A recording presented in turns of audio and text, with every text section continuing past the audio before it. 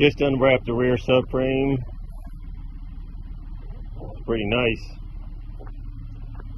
So I'm going to swap that over onto this Project 3.6 TT. And this is the original subframe right here. Future projects.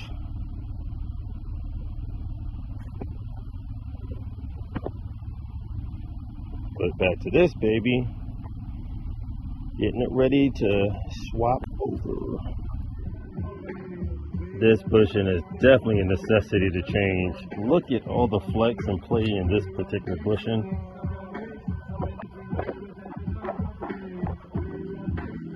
So under hard acceleration, this thing could be jostling all around.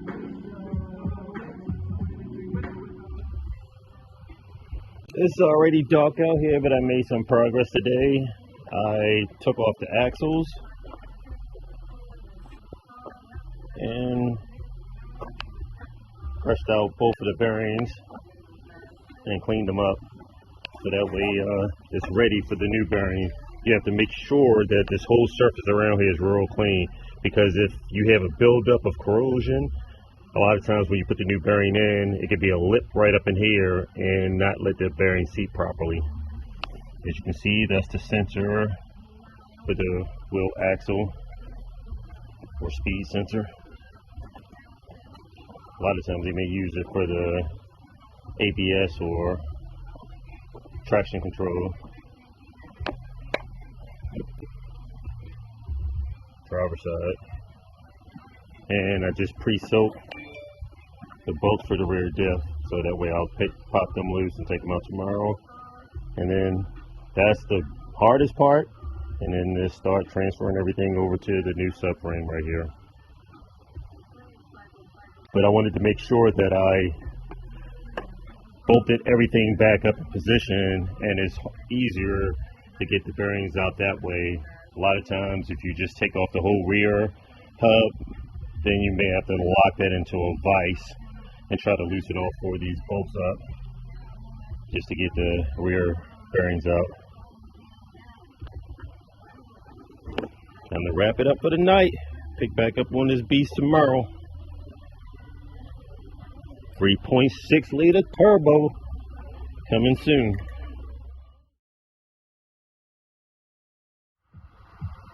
This bushing season there pretty good. I have a 20-ton press trying to press this bad boy out in the season there.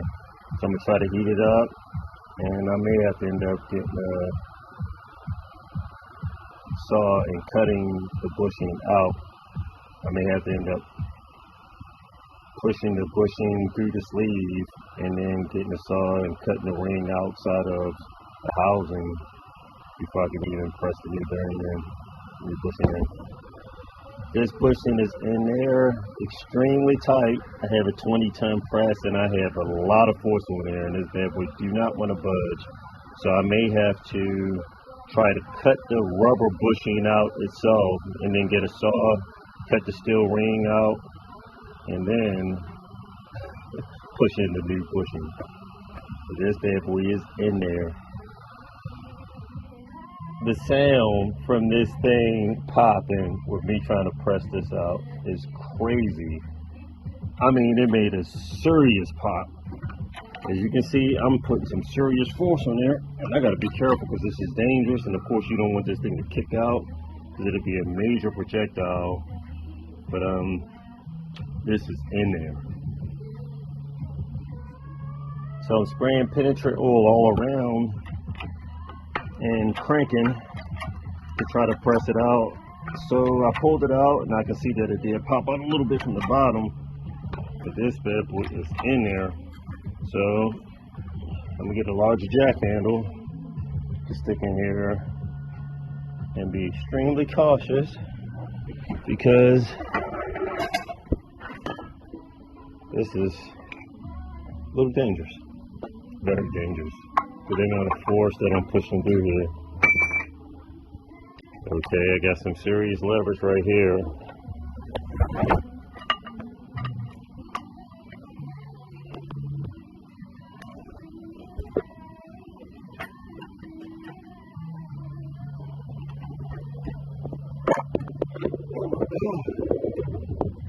This is a tremendous amount of force that I'm pushing through here. Woo-wee! I got that on video. You heard the way that circle popped. OMG. This bad boy is in there, as I stated. 20 tons is no joke. 20 tons is equivalent to 40,000 pounds. And she is in there. It popped so hard, my magnetic flashlight dropped from the base, and the battery almost twisted out. But this is in there. As you can see, it popped out just a little bit. But let me see if I can just continue to press, and we'll see how things work out. Like, this bad boy's coming out of here, one way or the other. Yeah, you can see it popped out. Only thing is popping out on an angle. Yeah, this bushing is seized in there. So what I'm gonna have to do is just cut out the rubber, almost have it out, and then what I can do is slice this ring and then get a chisel and just tap it, and it should pop out. But I gotta cut all the way through this ring right here, the steel sleeve. And once I cut through it, I can then press between the sleeve, prop between the sleeve and the housing, and cut the ring out. Some people do one cut and it's enough to fold it out, or I'm gonna have to do a cut on each side and then just break it out. Slowly getting, but it's pushing it through and popping and banging, and as you can hear, oh my god, but it's coming through.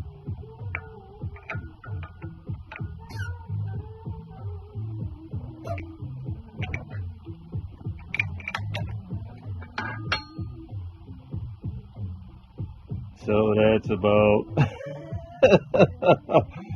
it's not halfway out yet, but it's slowly getting there. This bad boy is popping and banging, and it should be almost all the way through. But I mean, it's a lot of force, as you can hear, every step of the way. And it took a lot of muscle and force, but that's got to be almost it. That was tough. And I haven't even gotten to the other side yet. There we go. Oh my god. That bad boy was in there. So a little more pressing and it'll come on out. And then I'll pick up on the other side tomorrow. The bad boy finally popped out, and smoke literally came off of it just from the heat. So it was pressed in there extremely tight. But we got it out. And I didn't really have to cut, but normally you would have to push this bushing out somehow, rip it out, get a saw, cut the ring without slicing into like the round housing, and then trying to get a screwdriver and pry this ring and bend it until you can get it out, and usually make 2 slices, one on each side, and then prying it, and usually it'll fall right out. But either way, it's a lot of labor. And had I not had this 20-ton press, it would have been even longer, because I've bought this for the main reason of pressing out bearings and bushings, because years ago it took me literally hours or almost a half a day just to get bushings out. So it was like insane, to the point where it was worth buying this 20-ton press. Being the determined person that I am, I grabbed the Driveshaft one, popped it in the vise, and I'm gonna see how far I can get along with pressing this bad boy out. And if I can at least get both of these pressed out tonight, I'll be happy with making some good accomplishments with getting the bushings pressed out. And then there'll be one more, and I'll tackle that one tomorrow. There's a lot of force on this bad boy, and I am cranking, so I got another pry bar jack handle with some more leverage. And as you can hear this bad boy crinkling, because I am putting some massive force in here. And I'm going to definitely stand to the side for safety, because this is a tremendous amount of force. I'll push these burns. And it hasn't even budged yet.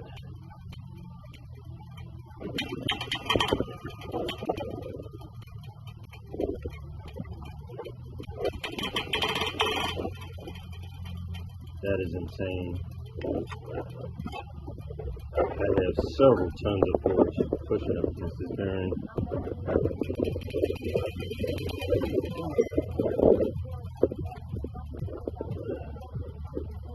And that sleeve has not even started to budge or move. This is crazy. Oh man. Wow. That is crazy.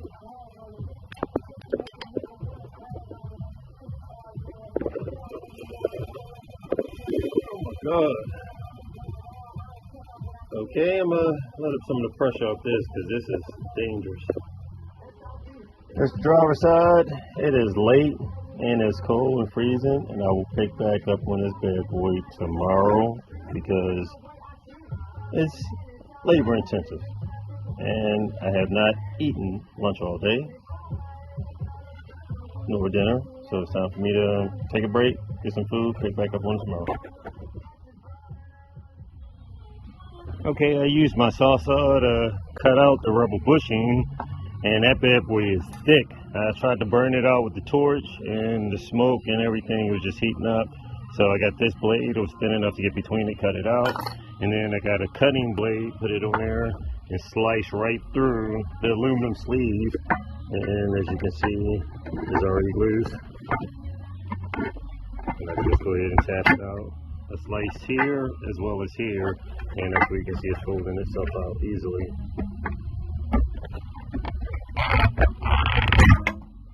And she's out of there. Pressed out one of the bushings and I cut out the other ones. Now I'm about to press in the 706 bushings for here and continue with the assembly process.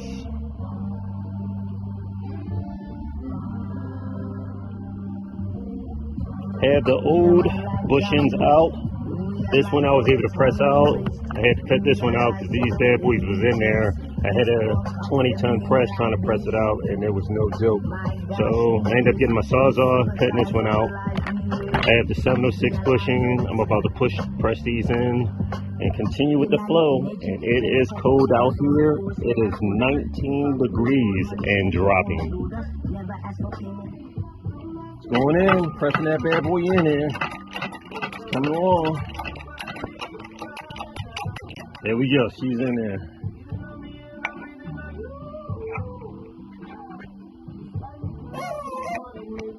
Take a look.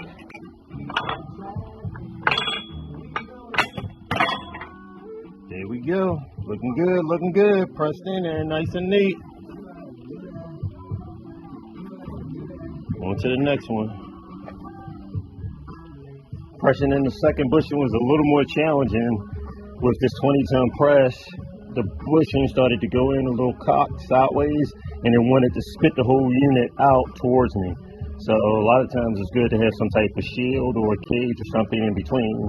But I had to stop, readjust it, recenter everything, and crank it in, and now it's going in. And you can hear this bad boy still popping, just pressing it in. So it's a nice, snug, and tight fit.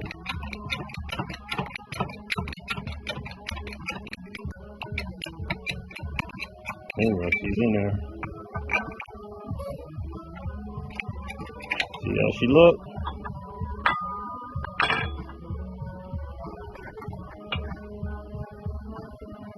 Nice.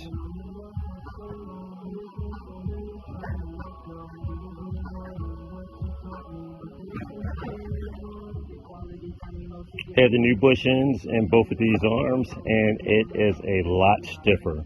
So before with the original one, I was able to kind of hold this in place, and this whole bracket was rocking around. Now it's so tight and stiff, I can't even get it to shimmy the same way before with the original factory bushing. I just held it and was doing like this, and this whole plate was flexing back and forth. Now everything is nice and stiff. I mean, very stiff. That'll help eliminate any potential wheel hop, because with these bushings flexing back and forth, that can let the wheel shimmy up and down and create more wheel hop. So with these stiffer bushings, this will help Teddy get a nice solid launch to put all the power to the wheels without letting it flex and go all up throughout the suspension. Next challenge, getting this bushing out of the control arm, out of the knuckle itself or spindle. This is in there pretty tight. It's not like the other bearings where it has an opening where I can actually slice in between and cut it out. So I need to get this bad boy out. If you try to put it in the press to try to press it out, you can distort the arm and cause this arm to bend by crushing it and throw off the alignment. So we don't want to do that, so we have to do it the tough way and try to drill it and cut it out. So I'm going to take my drill bit possibly and just drill several holes all the way around until I can get a blade in between to try to cut the bushing out, and then cut the sleeve out like I did before, tap it out for this one, which is the passenger side, and then the driver's side. So let's get started. Okay, this worked out good. As I stated, I got my drilled through the corners, several corners, which is enough to cut through the aluminum ring. And as a result of me doing that, I'm able to go ahead and tap right through. And as you can see, pop right out without even doing any type of damage or anything. Came through real good, and then I can just press in the new one.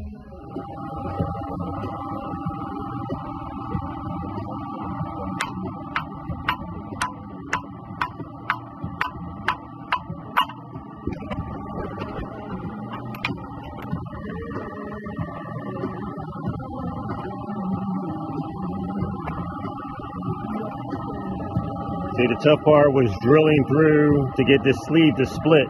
Once I got the sleeve to split, it released the tension and I was able to tap it off.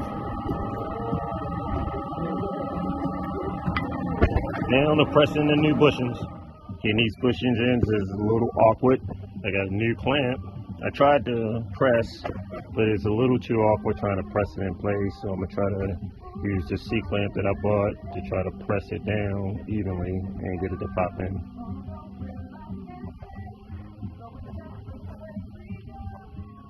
This bad boy was no joke getting it in here, but I managed to get it in with this clamp, and it took some muscle and force.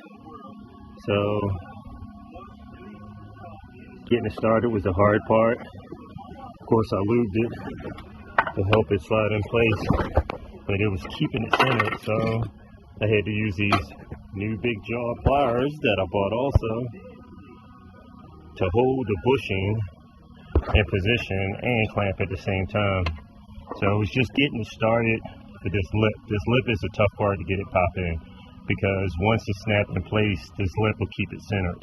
So I have it already pretty much pressed in place. All I have to do is just push it a little more or tap it with a rubber mallet and it'll pop in place. But it was a little challenge. This bad boy is so tight, getting it down the last little bit is still challenging because it is tight inside this whole sleeve, which is good. Once it's in position, it should hold really good and take away a lot of the loose suspension. So what I'm gonna have to do is put this into the press and then press down just a little bit more for it to pop on through. But while I'm already out here, I'm gonna go ahead and get this side started, and then I can just go ahead and press both at the same time and be finished with that. Okay, I have both bushings partially pressed in, and now I'm gonna take it to the 20-ton press, just position in position and just push down in there. Like I said, I have grease already at the bottom to lubricate it to help it slide. Just need a lot more force to push it through, and with little clearance between here, pushing on top would be the best way to go.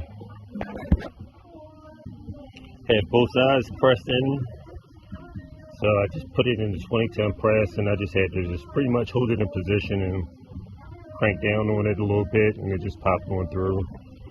So the tough part was getting all these new bushings in position for the control arms.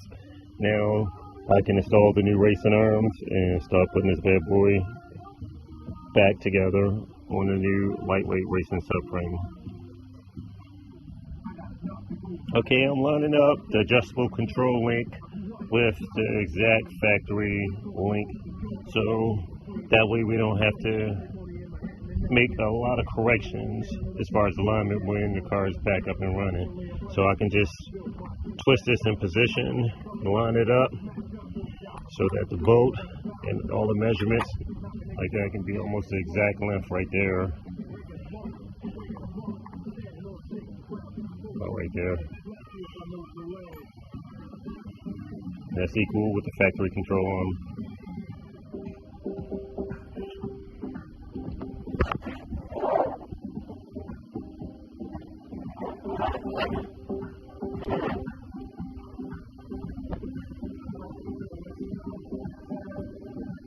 As you can see, this control arm definitely gives a little more clearance for lowering the car and more suspension travel. Made the adjustment, keeping the same length. Come along. 16 degrees outside and I'm getting it in. So that's the new subframe. I have the control arms and links on there. All heavy duty polyurethane bushings. Right here where my foot at. Here, heavy duty bushings all over. And I press the bearing in on this side. And I have the new hub over there, new bearing. I'm going to push it inside this hub also. And I'll go up and get the racing axles from the Driveshaft shop, install them, and then go ahead and connect these control arms up to the subframe. Making some progress out here in the freezing cold, boy, determined to get it done. I had the high performance anti-seize jet lube. We're about to put this inside the hub housing so that when we install the new bearing, it can slide in easier, as well as it'll be easier to remove if we have to do a rebuild or anything like that. That way it won't seize into place and it'll come off a lot easier. Things that I don't want to say that should be done at the factory, but of course that way they save on production costs. But either way, this is the best way to do it, to prevent things from seizing into place and helps for easy removal and replacement. Coming together, you can see the racing Driveshaft axles and the original ones. So these bad boys definitely are beefier, heavier duty, and we had them Cerakoted. Have the bearings pressed into the hubs. Differential installed into the racing frame. I'm going to go ahead and install axles and then mount the control arms.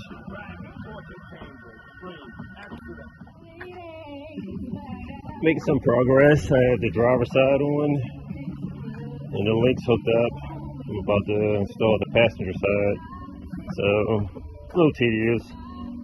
Putting the axle in and attaching each one of the control links. But once I get this attached to it with the axle in, then I'll flip it over and bolt in the bottom link right there, because it's a little difficult to get to it with it in this position. If I flip it over upside down, then I can just drop it right into position.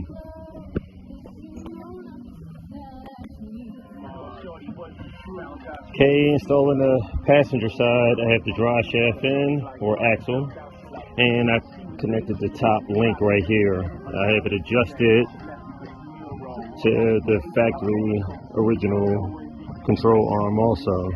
Now with these heavy duty stiff bushings, and it doesn't help with the temperature being around 14-15 degrees out here, everything is stiff and tight.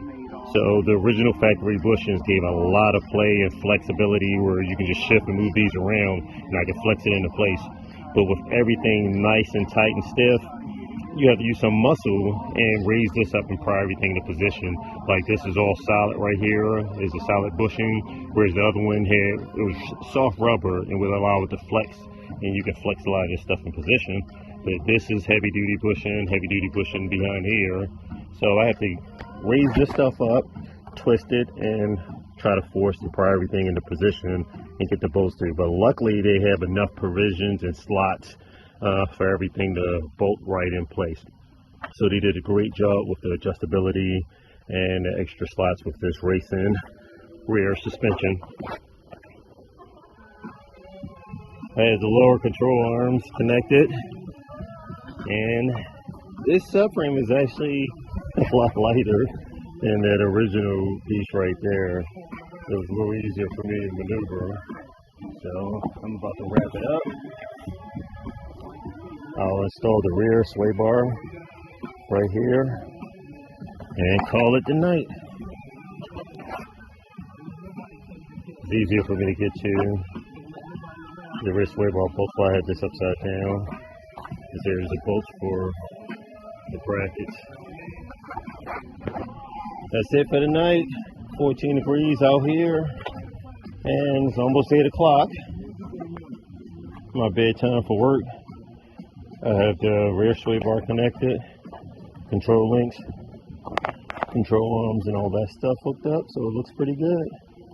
So I'm gonna flip this bad boy over, cover it up with plastic, because it's about to snow tomorrow, and we have a winter storm warning for possibly a foot of snow between tomorrow and Monday. So I wanted to at least get all of this wrapped up, all the pieces bolted on, and I'll just cover it up with plastic, and throughout the week, if I get an opportunity, if the weather's not too bad and the snow is not too deep, try to mount that under the bottom of the car.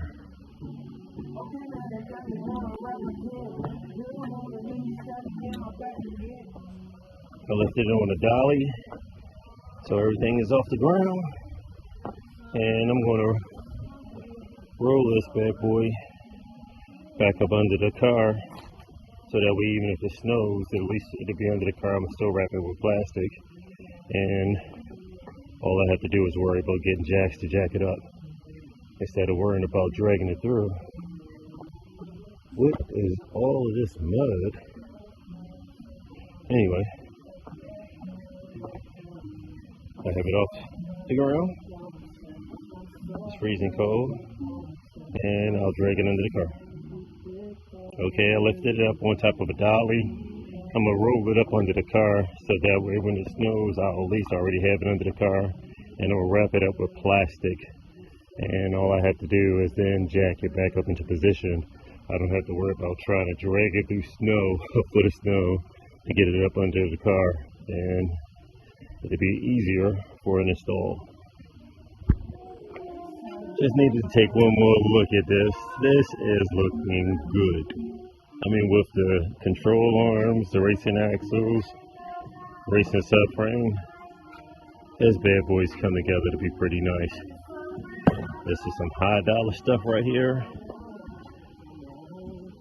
Nice polyurethane bushings to take away the slop and the play. This bad boy's gonna break some ruckets. That's it for the night. Rolled up under the car. I'll cover it with some plastic. And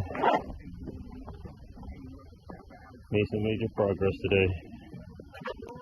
I'll clean up all of these tools. It's just going to take me a good 45 minutes to clean up. Eat, go to sleep, get up, go to work.